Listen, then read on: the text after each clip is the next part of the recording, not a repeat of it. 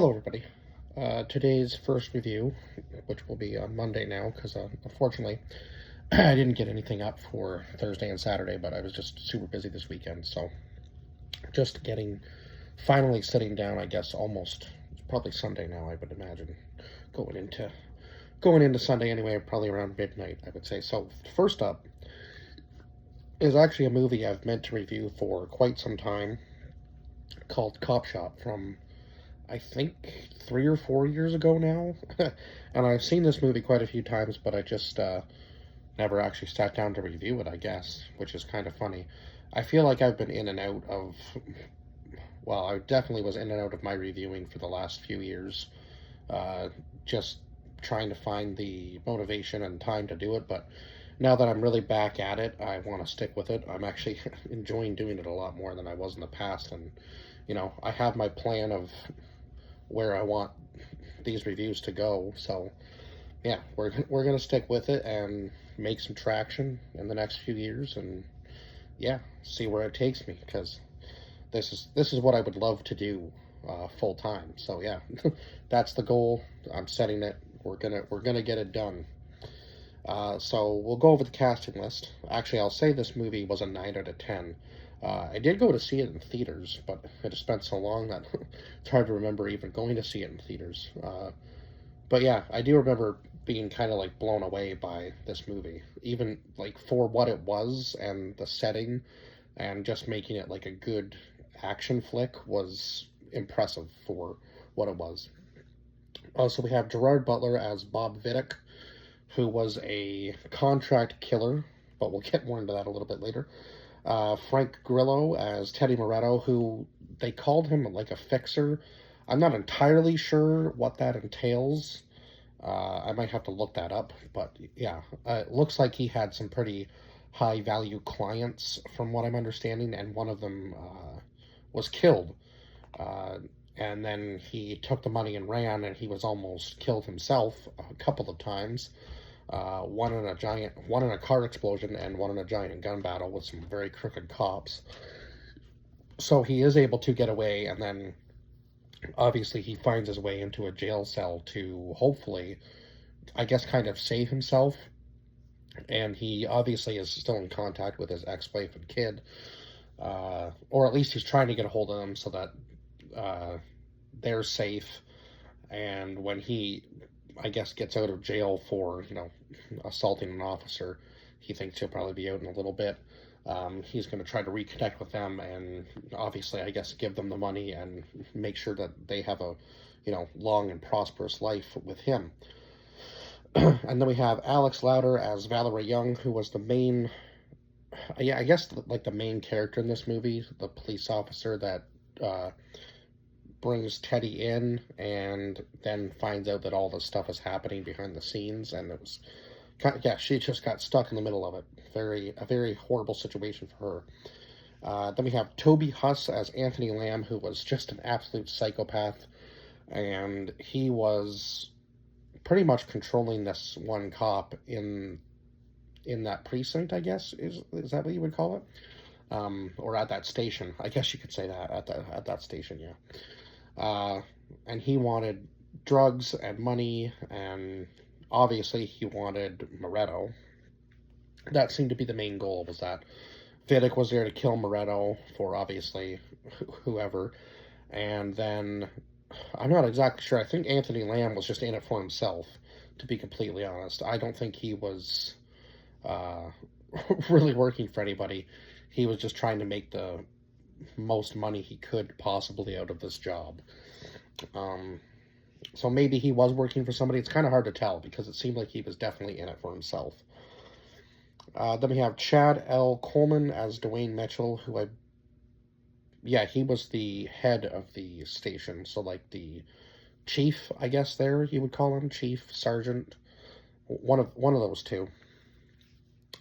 Then we have Ryan Onan, who was Officer Huber, who was the officer who was working with Anthony Lamb on the inside, and he ends up killing the sergeant and an innocent bystander who just happened to be in the drug tank at the wrong time as well.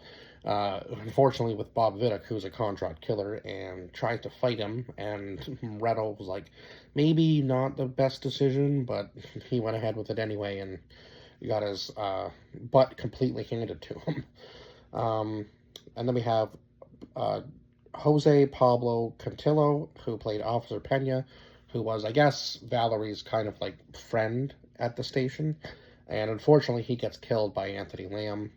Um, a lot of people get killed by Anthony Lamb in this movie, and he just goes completely off the rails.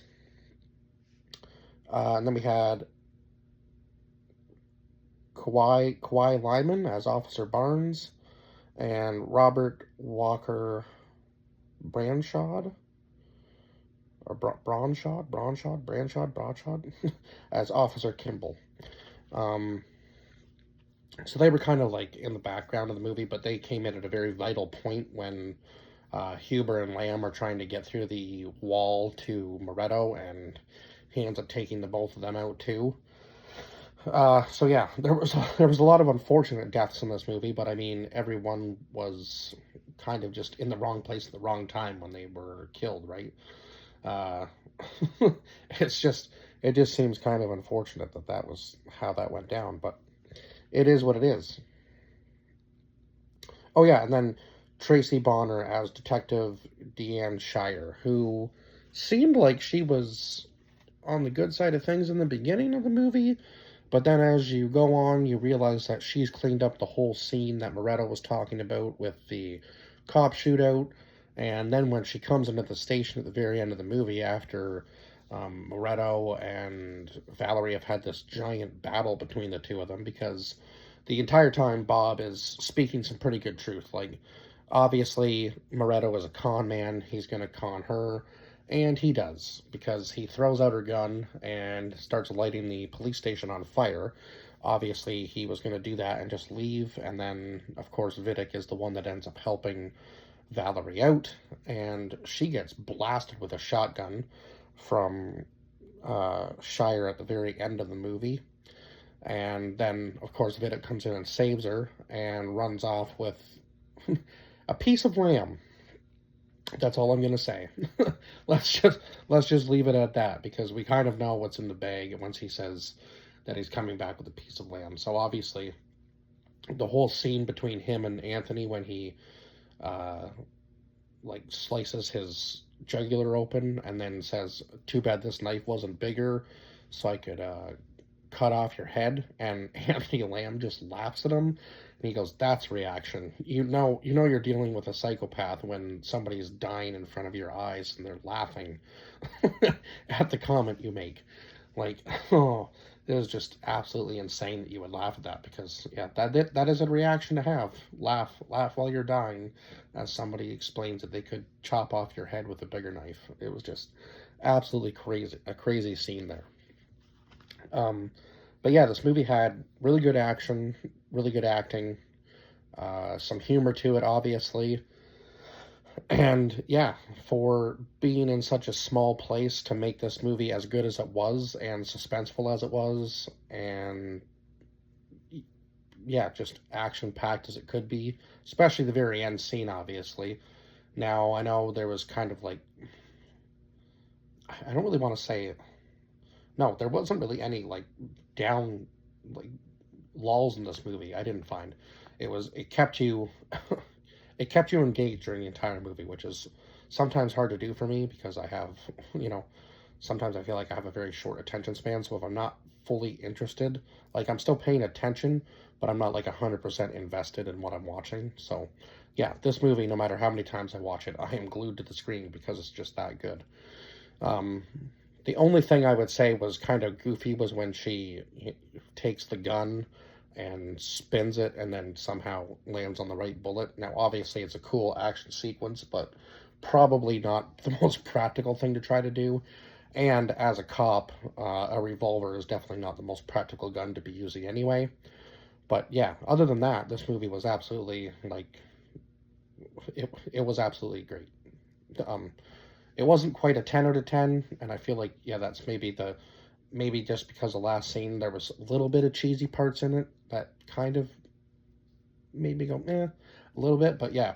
Other than that, yeah, this movie was good. And the very ending scene when Vidic is driving away in his getaway car, Valerie decides that she's going to chase after him. So I was hoping for a sequel to this movie, but I don't think we're ever going to get it.